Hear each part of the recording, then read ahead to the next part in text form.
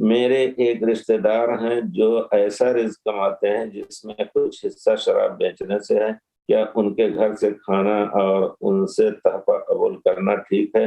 انہیں بہت سمجھایا، وہ باز نہیں آئے اور وہ اس کو جائز سمجھتے ہیں۔ سبحان اللہ، سبحان اللہ! ایک مسلمان شراب کی فروخت، شراب پینے کو جائز سمجھے، پینے کو بھی جائز سمجھتے ہوں گے شاید، اللہ اکبر! اگر جائز سمجھتے ہیں تو بہت بڑا خطرہ ہے، بہت بڑا خطرہ ہے۔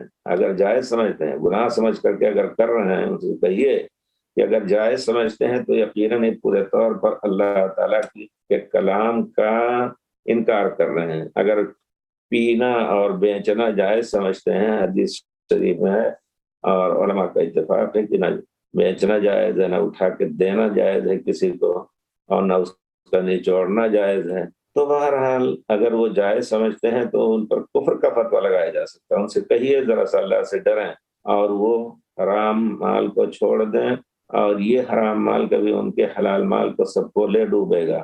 ذرا سے ڈرائیے ان کو۔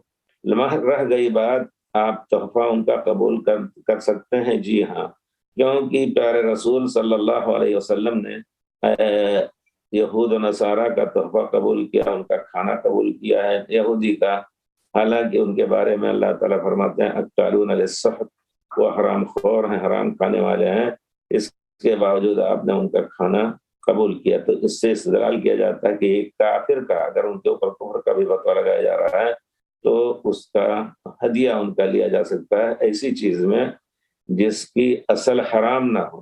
کسی حرام چیز کا ہدیہ آپ کو نہ دے دیں، شراب کا ہدیہ نہ دیں، مردہ گوشت کا ہدیہ نہ دیں، اور کچھ کھانے کا ایسی چیز کا ہدیہ نہ دیں جس میں حرام کی ملاوٹ ہو۔